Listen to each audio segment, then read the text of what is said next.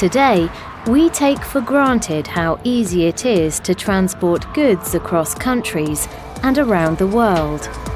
With highly sophisticated and complex international ports that provide national road and railway systems with a constant supply of freight traffic, it's hard even to imagine how industries functioned before the internal combustion engine and the rail network.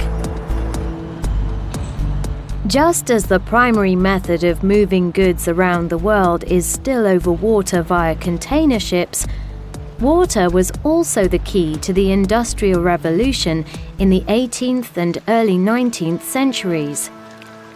Carrying heavy or fragile goods on barges was cheap, safe, and relatively quick. So historically, canals were critically important to the industrial development of the United Kingdom and many other countries. By the mid-19th century, a network of over 7,000 kilometres of waterways had been constructed, linking newly industrialised cities across the UK. The swift construction of these canals was one of the most impressive engineering feats of the Industrial Revolution. But the United Kingdom isn't flat, and the hills and mountains created an enormous challenge when it came to building a network of canals that could cross the entire country. While multiple locks were used to gradually raise or lower a boat, the method was exceedingly slow. And for the engineers of the time, finding a way around this issue proved impossible. As a result, and with the arrival of the steam train, the supremacy of the canal in the UK was short-lived.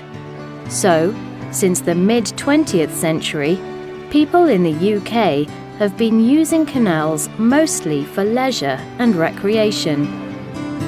Canal-side warehouses have been converted into highly desirable apartments, and, for many people, spending a week quietly cruising through the countryside on a houseboat is a perfect way to spend their holidays. But, unfortunately, the canal network is fragmented, and in many regions, waterways have fallen into disuse. And for many years, this was the story of the historic Forth and Clyde and Union canals between Edinburgh and Glasgow. Located in an area of Scotland renowned for its stunning lochs and mountains, the two canals were separated by a height difference of 35 metres. Since 1933, when a series of 11 locks at Falkirk were dismantled, there had been no way for a boat to cross Scotland from east to west on the canals. That was until 1994, when engineers decided to tackle linking the canals once more, this time using modern technology. After years of research and development, engineers came up with a beautiful and radically new solution to the age-old challenge. This extraordinary structure is the Falkirk wheel, a 35-metre-tall steel rotating boat lift with two gondolas that can lift boats up and down between the two canals in just 4 minutes, using less power than it takes to boil 8 kettles. At a cost of over £17 million to construct and using 1,200 tonnes of steel, the wheel opened to the public in 2002.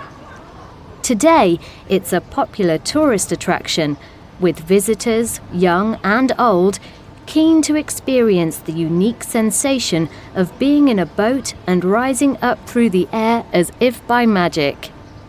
Obviously, it's not magic that drives the wheel. In fact, it's 10 hydraulic motors and a series of linked cogs that turn the massive arms that support a water and boat-filled gondola at each end. All of this is made possible by clever engineering and the application of Archimedes' principle of displacement. This basic principle of physics guarantees that the weight of any boat in a gondola will displace an exactly proportional volume of water, so the final boat plus water will always remain the same. It's this precise balance that means a minimal amount of energy is required to rotate the gondolas from top to bottom around the massive central spine. The giant mechanisms controlled by computer and constantly monitored to guarantee the safety of everyone using the wheel.